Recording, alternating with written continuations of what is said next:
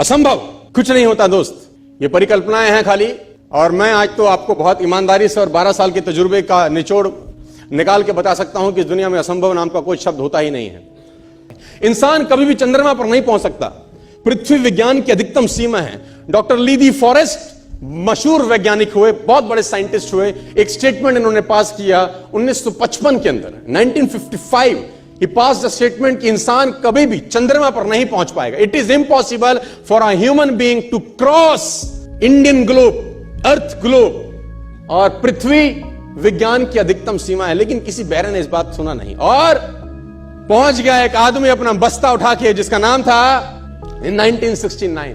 और उसके बाद तो स्पेस जर्नी ऐसी हो गई जैसे आप और मैं अभी पतिया और बैंकॉक चले जाते हैं। लॉर्ड केल्विन बहुत बड़े साइंटिस्ट हुए, उनका स्टेटमेंट आया कि सिर्फ पक्षी उड़ान भर सकते हैं, हवा से भारी मशीन का उड़ान भरना असंभव है। इट इज इम्पॉसिबल कि हवा से कुछ भी भारा हो और वो उड़ सके, क्योंकि ग्रेविटी उसको गिरा देगा। लेकिन तमाचा मारा इन लोगों ने, तमाचा मारा और लिख के दिया कि हमने साइकिल के स्पेयर पार्ट से इंसानों को पक्षी बना दिया। साइकिल के स्पेयर पार्ट से इंसानों को पक्षी बना दिया। 16 साल लगे राइट ब्रदर्स को जहाज का निर्माण करने में, लेकिन इन लोगों ने उसकी बात नहीं सुनी कि जो कहते थे कि वायु का सिद्धांत तुम्हारे विपरीत है। यह बात भंवरे को कही जाती थी कि भंवरा वायु के सिद्धांत के कारण कभी जीवन मोड़ नहीं सकता, क्योंकि उसके पंख उसके शरीर से हल्के रहते हैं। लेकिन भंवरा साला किसी स्कूल में गया नहीं आज तक। माई doctor told me I will never walk again. मेरे डॉक्टर ने मुझे कहा कि तुम कभी चल नहीं सकोगी। My doctor told me you will never walk again. My mother told me I would, and I believed my mother rather than doctor. Wilma Rudolph एक ऐसी एथलीट हुई जिनको पोलियो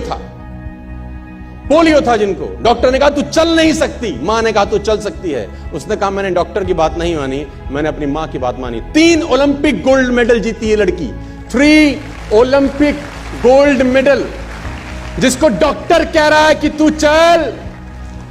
लेकिन मां क्या बोलती है? मैं आपको उदाहरण देना चाहूंगा सर।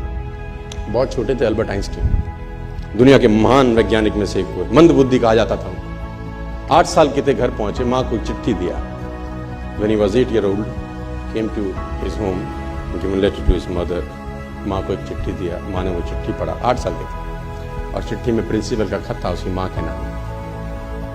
प्रिंसिपल ने ये लिख के भेजा कि आपका बच्चा विलक्षण प्रतिभा का धनी है, ग्रेट पावर है इसके अंदर, क्योंकि बहुत बड़े साइंटिस्ट बने, बड़े हो गए। मंद बुद्धि बचपन में समझा जाता था। आपका बच्चा विलक्षण प्रतिभा का धनी है, इसके अंदर असीम संभावनाएं हैं। तो हमारा स्कूल, हमारी मैनेजमेंट, हमारी फैकल्टी, हमारा टीचर इस लायक नहीं है कि हम आपके बच्चे को अच्छी शिक्षा दे सकें। तो it's better for you to take care of your son. आप अपने बच्चों को अपने घर में पढ़ाइए, हम लायक नहीं है कि आपके बच्चे को पढ़ा सके।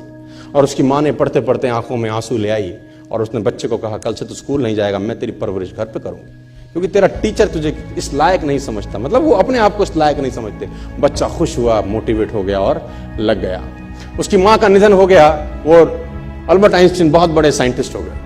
अल्बर्ट आइंस्टीन जब बहुत बड़े साइंटिस्ट हुए तो मकान शिफ्ट कर रहे थे अपना, और जीवन का सच्ची घटना वो अपनी ऑटोबायोग्राफी में लिखते हैं कि जब मैं मकान शिफ्ट कर रहा था तो एक ड्रॉस के अंदर मुझे वो व्हाइट कलर का पेपर फोल्डेड अवस्था में मिला।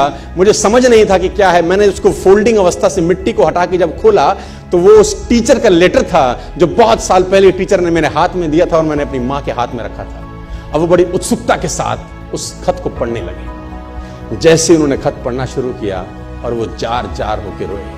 उसमें लिखा था कि तुम्हारा बच्चा मंदबुद्धि है, ये हमारे स्कूल के लायक नहीं है, इसको आज के बाद हमारे स्कूल में मत भेजना, इसकी परवरिश खुद किया। मां ने उल्टा पड़ा कि नहीं, ऐसा नहीं है, तू सब कुछ कर सकता है, तेरे हाथ पास पावर है, तेरे में प्रतिभा है, you can do wonders.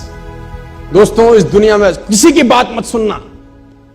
Never ever believe anybody कि जो तुमको बोले कि तू नहीं कर सकता, कान पे मारना, बोला साले तू नहीं कर सकता, हम करेंगे।